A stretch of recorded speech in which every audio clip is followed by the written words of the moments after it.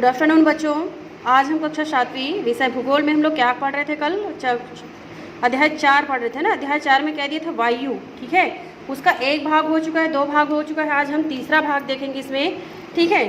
तो यहाँ देखते हैं पवन को कितने भागों में विभाजित किया गया? 3 विभागों में। तो देखते हैं 3 विभाग में कौन कौन सा है। पहला इसमें दिया स्थायी पवने, है ना। दूसरा है मौसमी पवने और चौथा है स्थानीय पवने, है ना।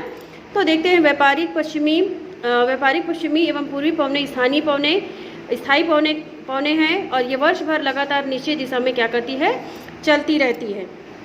मौसमी पवने, ये पवने विभिन्न ऋतुओं में अपनी दिशा को क्या करती है? बदलती रहती है। और उदाहरण के लिए भारत में मानसूनी पवने, ठीक है। फिर स्थानीय पवने में दिया था, ये पवने क्या है? किसी छोटे क्षेत्र में वर्ष या दिन के किसी विशेष समय में चलती है। उदाहरण के लिए स्थल एवं समुद्री समीर। क्या आपको भारत के उत्तरी क्षेत्र की गर्म एवं शुष्क स्थानीय पवन याद है? इसे क्या कहते हैं? इसे लू कहते हैं, ठीक है।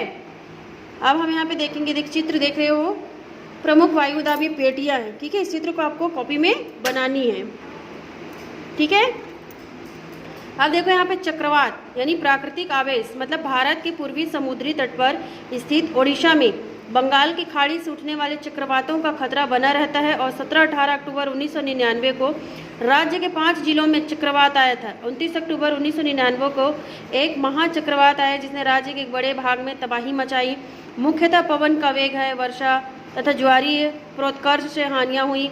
260 किलोमीटर प्रति घंटे तक के वेग वाली पवन 36 घंटे से भी ज़्यादा समय तक चलती रही। और तीव्र वेग वाली इस पवन ने पेड़ों को क्या कर दिया था?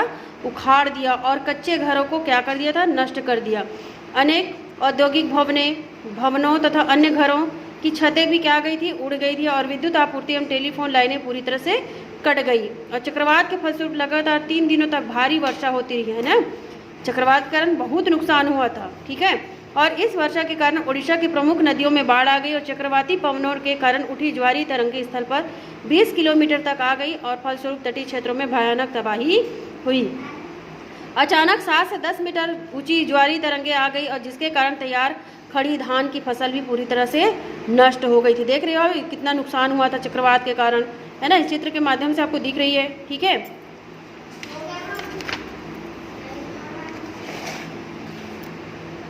25 अक्टूबर 1999 को पूर्वी पोर्ट ब्लेयर के निकट थाईलैंड की खाड़ी में अवदाब के कारण यह चक्रवात उत्पन्न हुआ और यह धीरे धीरे उत्तर पश्चिमी दिशा में बढ़ा। गहन होकर इसने क्या किया था? महाचक्रवात का रूप धारण कर लिया। और 29 अक्टूबर को सुबह 10:30 बजे, है ना, 10:30 बजे क्या हुआ? उड़ीसा के इरेशामा एवं बालीकुड़ा के बीच के क्षेत्रों को इन्होंने क्या किया? प्रभावित किया। इस महाचक्रवात ने भुवनेश्वर, कटक और 28 तटीय नगरों सहित ओडिशा के पूरे तट को बर्बाद कर दिया। इससे लगभग 130 लाख लोग प्रभावित हुए। बहुत बड़ी संख्या में पशुओं की मौत हो गई और धान, सब्जियों एवं फलों की खड़ी फसलों का भारी नुकसान हुआ। ज्वारीय प्रोत्कर्ष से उत्पन्न हुई लवणता के कारण कृषि योग्य विशाल भू क्षेत्र अनुपजाऊ हो गए और साल, सागौन एवं बांस के बागान वाले विशाल भू क्षेत्र जो है वो नष्ट हो गया। और पारादीप एवं कोणार्क के बीच स्थित मैंग्रोव के जंगल लुप्त ही हो गए। अब देखेंगे हम यहाँ पे आर्द्रता, ठीक है। ये ठंडी वायु है, ये गर्म वायु, उसमें चक्रवाती वर्षा। इस चित्र को भी आपको कॉपी में बनानी है, ये तीनों, 1, 2 और ये 3, ठीक है। तो देखो यहाँ सबसे पहले आर्द्रता। तो जब जल पृथ्वी एवं विभिन्न जलाशयों से वाष्पित होता है तो यह जलवाष्प क्या हो जाता है? जलवाष्प बन जाता है।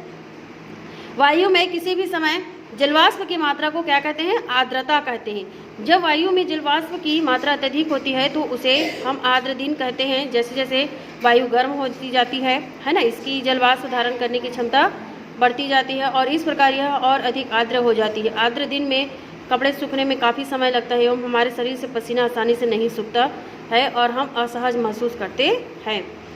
जब जलवाष्प ऊपर उठता है तो यह ठंडा होना शुरू हो जाता है और जलवाष्प संघनित होकर ठंडा होकर जल की बूंद बनाते हैं और बादल इन्हीं जल बूंदों का ही एक समूह होता है। जब जल की ये बूंदें इतनी भारी हो जाती है कि वायु में तैर ना सके तब ये वर्षण के रूप में नीचे आ जाती है।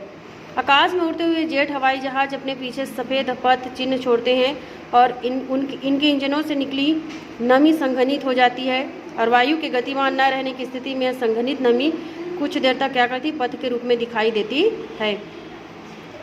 पृथ्वी पर जल के रूप में गिरने वाला वर्षा कहलाता है और ज़्यादातर भौम जल वर्षा जल से ही प्राप्त होता है। पौधे जल संरक्षण में मदद करते हैं। जब पहाड़ी पार्श्वों से पेड़ काटे जाते हैं, वर्षा जल अनावृत पहाड़ों से नीचे बहता है एवं निचले ही इलाकों में बाढ़ का कारण बनता है। क्रियाविधि आधार पर वर्षा के 3 प्रकार होते हैं: संवहनीय वर्षा, पर्वतीय वर्षा एवं चक्रवाती वर्षा। पौधों तथा जीव जंतुओं के जीवित रहने के लिए वर्षा बहुत महत्वपूर्ण है।